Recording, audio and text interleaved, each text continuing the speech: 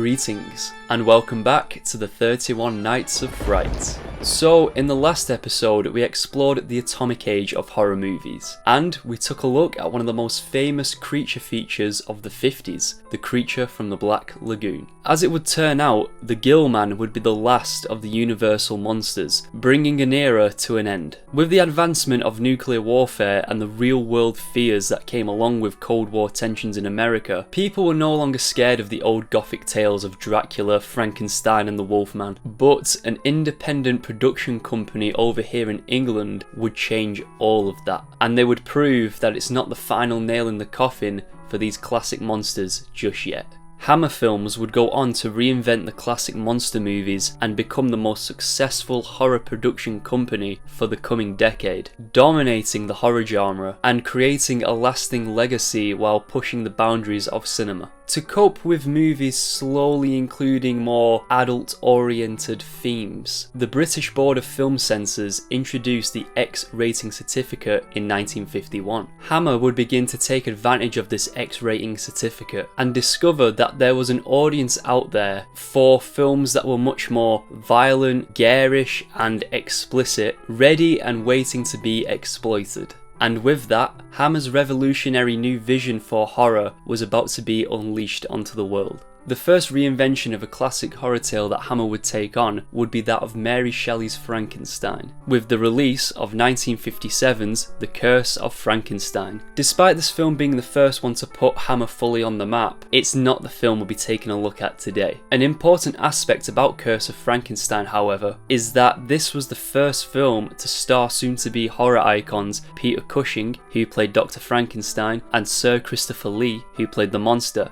These two men would go on to become the Bela Lugosi and Boris Karloff of their generation, and become two of the genre's most beloved legends. It's important to note also that these Hammer films basically kick-started these two men's careers. We definitely have a lot to thank horror for. Oh, and they both also star in the movie we're going to be taking a look at today, which is none other than Dracula from 1958. Or if you live in America, Horror of Dracula. And I want to say right off the bat, guys, this may be my favourite take on Dracula. So there's a biased review incoming.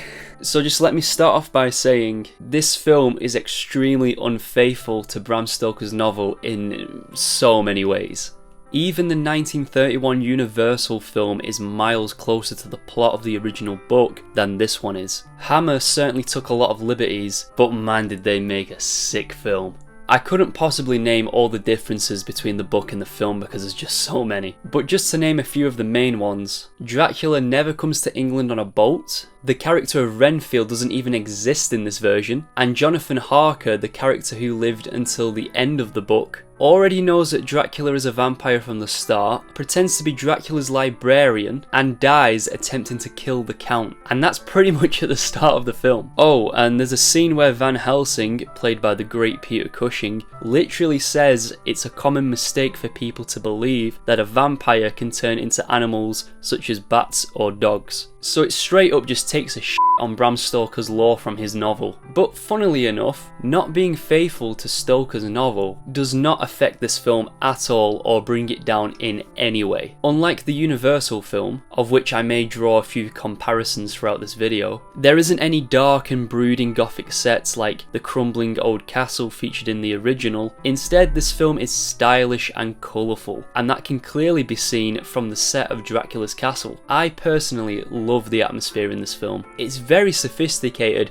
but it still has that gothic edge to it. Speaking of stylish, let's talk about Count Dracula himself, as played by the great Sir Christopher Lee. And I'll be honest, Lee may be my favourite Dracula. To get the negative aspects out of the way first, he doesn't have that many speaking lines in this film. In fact, after the first half an hour of the film, he basically has none. And also, he doesn't have as much screen time as you'd probably like. But personally, I think this works wonders. It leaves you wanting to see more of him, and Hammer definitely did deliver more, but we'll talk about that later. Lee plays the sophisticated aristocratic side to Count Dracula to absolute perfection. It's one of those times where you can't help but think the man was just made for this role, and he plays it so effortlessly. So much so that when the vampire side of him does come out, you better hold on to your seats because the reveal is awesome.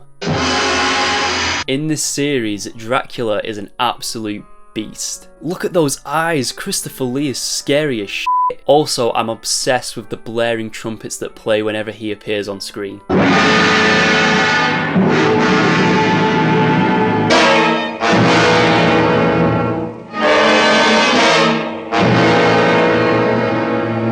It's somewhat comical, but also quite intimidating. I love this vicious take on the character, and remember, at this point in time, Lugosi's Dracula, and I have nothing but love for Bela Lugosi's Dracula. Please go and watch my review of Dracula 1931 if you've not seen it already. But his performance was no longer scary to audiences, and also became the subject to parody. So this is definitely something that Dracula needed, and 𝙆𝙗 delivered it. Also, Dracula is even more of a lady killer in this film than ever before. Look at that, that's some pure filth right there. In fact, Dracula's main motive in this film is to turn the women closest to John Harker into vampires as revenge, as John staked to death the Count's slave at the start of the film. As 𝙆𝙗 movies went along, they certainly became more and more erotic. These films are very well known for their saucy scenes. This reflected the times, as in the decade that followed, the swinging 60s, society became more open and promiscuous in terms of sexuality. I'm sure a lot of teenage boys at the time felt a certain way because of these films. 𝙆𝙗 knew exactly what they were doing, and along with their increase in violence, eroticism played a big role in 𝙆𝙗's overall image, and also played a big role in pushing the boundaries of horror and cinema.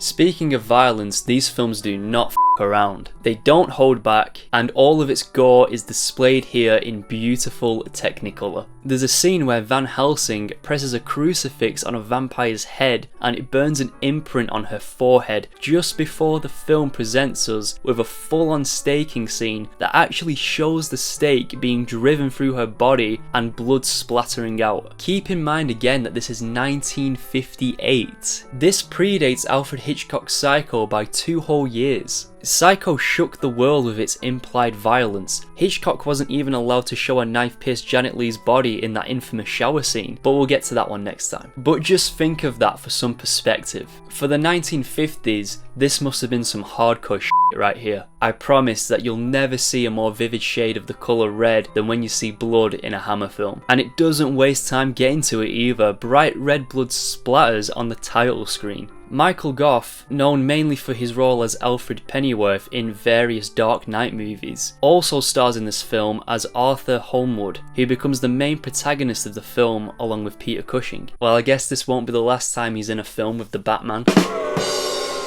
Also, there's a great scene that kills me every time I see this film. When Van Helsing discovers that Dracula has been hiding in the basement of Arthur's house, and then Christopher Lee comes through the door and just hisses at him.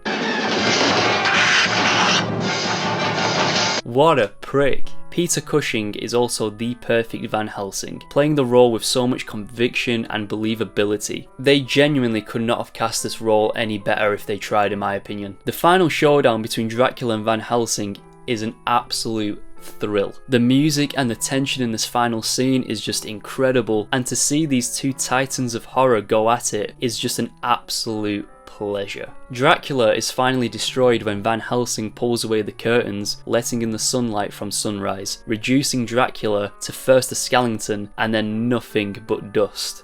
Again, this is taking complete inspiration from the film Nosferatu. As we've discussed in previous episodes of this series, this aspect of vampire lore was invented for F.W. Murnau's 1922 classic. In Bram Stoker's original novel, sunlight was never fatal to a vampire. But of course, Dracula would not be stopped there. 𝙆𝙗 made a total of 6 sequels to this film, much to the dismay of Christopher Lee. In fact, Lee didn't want to make any more Dracula films after the first sequel. This is mainly because all the sequels had absolutely nothing to do with the source material, and on top of that, Christopher Lee believed that the screenplays and the scripts were just awful. In fact, in most of the sequels to Dracula, Christopher Lee doesn't even say a single line of dialogue. He basically becomes a mute villain because he hated the dialogue that much. On top of this, Hammer also guilt-tripped Christopher Lee into returning to the role. Apparently, studio executives basically accused Lee of putting up to 100 people out of work by not returning to do the Dracula films. And this is completely exploitive of Christopher Lee's humanity and generosity. And overall, it's just